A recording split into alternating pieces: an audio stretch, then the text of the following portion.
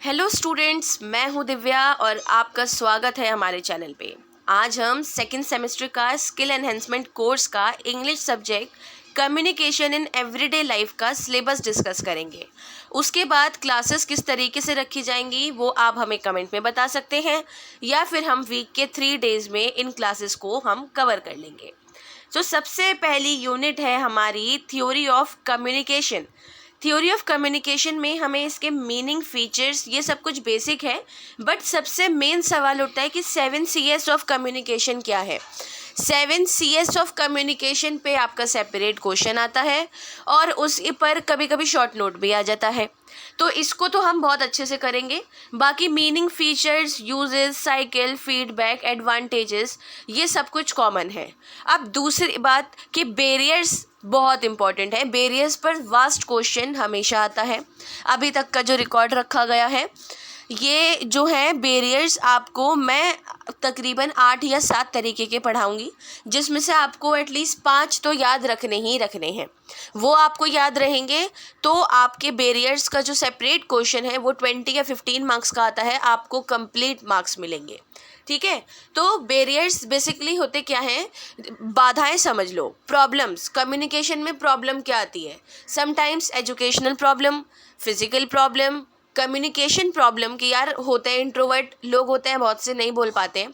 Physically जो है कभी कभी एबल नहीं होते, बोलने में कभी कभी कोई हकला देता है, क्योंकि वो भी सब एंजाइटी की वजह से कि यार दिमाग पे प्रेशर पड़ता है कि हमें सोशली लोगों को फेस करना है, उसकी वजह से ऐसा हो जाता है। और भी तरीके की बैरियर्स हैं, वो सारे हम क्लास में पढ़ेंगे।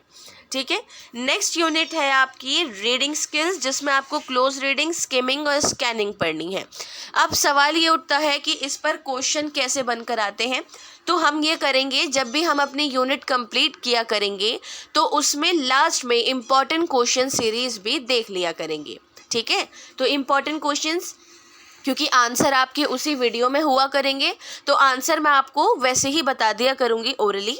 बाकी रिटन में आपको मैं वीडियो में जो है हमारे वो बताऊँगी क्वेश्चंस। ठीक है, यूनिट 3 जो है वो हमारी राइटिंग स्किल्स है, तो उसमें हमें समरी पढ़नी है, पैराग्राफ पढ़ना है, नोट मेकिंग करनी है, एस्से किस तरीके से लिखे जाते हैं, डिस्क्रिप्टिव एस्से, एक्सपोजिटरी एस्से और नरेटिव वाले।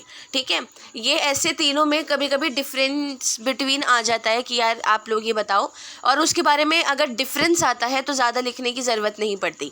लेकिन अगर ये सेपरेट क्वेश्चन पे आते हैं तीनों अपने में अलग अलग, तो उनके बारे में तो थोड़ा डीपली लिखना बहुत ज़रूरी होता है। उसके बाद आपकी लेटर राइटिंग है, फॉर्मल लेटर और इनफॉर्मल लेटर। लेटर तो आपको पता ही है कैसे लिखते हैं, वो बात अलग है कि आपको 12th करे हुए एक ज़माना हो गया, आप लोग ओल्ड हो गए हैं, तो आप लोग भूल गए होंगे कि लेटर लिखे कैसे जाते हैं।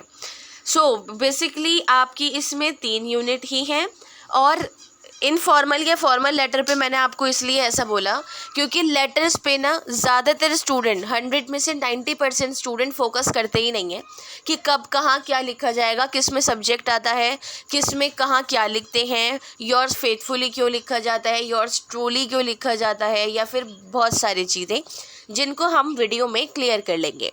सो होप सो कि आप लोगों का जो ये सिलेबस है वो क्लियर हो। स्किल एनहेंसमेंट की English communication in everyday life का ये सिलेबस था।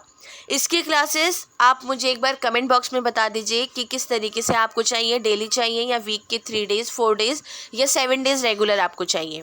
ठीक है स्टूडेंट, अगर आप लोगों को कोई डाउट होता है तो आप लोग कमेंट बॉक्स में मैसेज करके उसको क्लियर कर सकते हैं। Thank you.